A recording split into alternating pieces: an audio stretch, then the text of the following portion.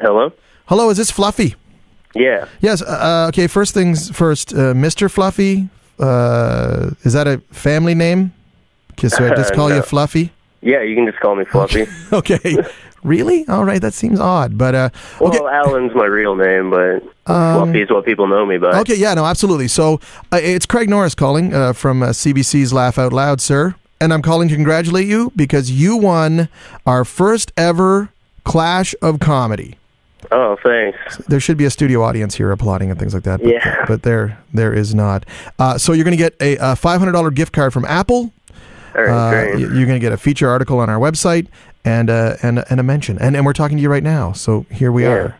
So the first question that comes to mind is, how did you start? How did this all start for you? Were you always ranting and then just started videotaping it? Well, really, it started with, like, a group of friends. Like, we started a channel. It was just FluffeeTalks, and we just started doing, like, sketch comedy and stuff. And, I don't know, I was always a lot more into it than they were. So we did probably about 2 videos, and then they just all got out of it. And, yeah, I had to find a way to keep doing videos by myself and still be able to make people laugh. I saw people all doing, like, vlogs and that kind of stuff. And I thought, you know, I can do that. So I started FluffeeTalks, and I branched it off from my other channel. And, yeah, I just kind of took it from there, and I just started ranting about stuff. And how long ago was this? This was about 3 years ago. I was doing maybe a video a day, and people they just like hearing me talk. That's because the internet, I mean, like, I don't know where this would have happened were it not for the internet. You couldn't phone people up at home. Well, yeah, that's the randomly. great thing about the internet is anybody can express themselves on it. Like anybody on the internet, anybody on YouTube that's where I'm at right now, like making a living off of it, they've all done it themselves. So this is how you make your living doing this? Yeah, this is my job right now. That's pretty amazing. Did you ever think in your wildest dreams, when you were a kid, you know, when I grow up, or I'm not sure how old you are, but when I grow up, I'm going to make a living talking into my computer? No, I honestly, like, I used to go to work. I used to be a butcher, and I used to go to work, and I'd brag about, like, my 20 fans that were watching me. And now it's hard to believe I have, like, over 400,000 now, and it's kind of mind-blowing. Actually, the hardest thing is just explaining to people that this is my job. Like, I was at the dentist office, and I'm getting my teeth cleaned, and they ask you questions, right? And you're like, I tell them I work from home, and they're like, oh, what do you do? I make videos on the internet. The first thing she asks is, are they clean?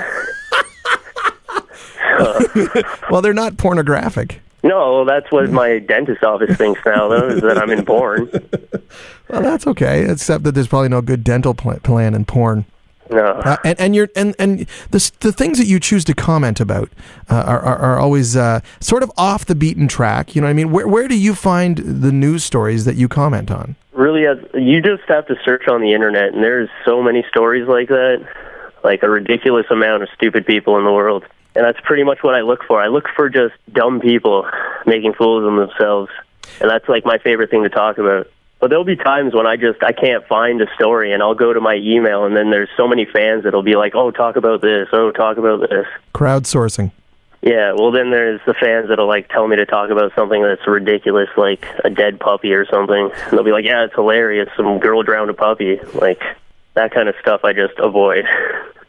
Do you now when it comes to obviously the playing field when it comes to the internet and comedy has been completely leveled? Like, would you agree? That, like I said before, like, anybody can do it now. That's what the internet's created. Like, you don't have to get your foot in the door anymore. You can just go and make some videos, and if people think they're funny, then they'll start getting popular. But is it not like and sometimes, and this isn't maybe the case here, but is it it's sort of like an expansion in the NHL where it's maybe the you mean like expanding stand-up comedy? Yeah, exactly. Like, where it's maybe it's been watered down a little bit too. Yeah, well, it's kind of hard to compare stand-up and what I do, which is basically like sit-down comedy, where I just sit in front of my camera and talk. It's like people that are doing stand-up, they gotta go up there and test their jokes, and a lot of them gotta fail before they go up there, where I get to look at my jokes and be like, oh, that one's not actually that funny, and I'll take it out and edit it. That's true. And, like, in that sense, it makes it a lot easier for me. That's why, like, my fans will tell me, like, oh, go do stand-up, and I tell them, like, it's a completely different world. Do you enjoy stand-up, though? I've never actually tried it. It's something I've been meaning to get into. But you probably won't? Well, I want to, but it's going to be a bumpy road, you know, like it's going to be different. And that's the thing. I mean, and when it comes to what you do, FluffeeTalks, that's what it is now for you, right? That's sort of your thing. And if you go to stand up, obviously it's a different set of muscles, reacting to a live audience. It's going to be a lot different, I think. Yeah, exactly. It'll be a lot more improv and that kind of sort of thing, like thinking on your feet, which right now I don't really have to do that. I can redo my lines if I need to and things like that. And the brass tacks of it, and this is really, do you script everything you do, or is it just you have an arc? Well, you know, like if I think of a joke and I don't want to forget that joke, I'll write it down, like I'll jot it down. But I will never like fully script out a video.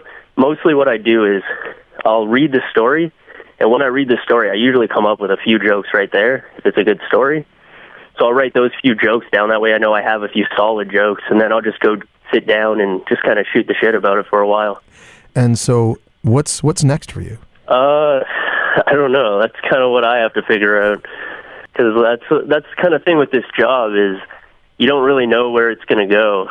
Well, I know that you're going to come back well, we can't say too much about this right now, but you're going to come back to Laugh Out Loud here on CBC, and you're going to help us out with something later on in the fall, correct? Yeah, I'd love to. I don't want to say too much about what it is. Yeah, that's fine. We got to keep people guessing. Yeah. So, Fluffee, thank you very much. Congratulations from us again. Yeah, thanks for including me in your contest. It was great, man. A lot of fun. It was great. Thank you so much, and talk to you soon. All right. Okay, bye-bye. We'll be in touch. Bye.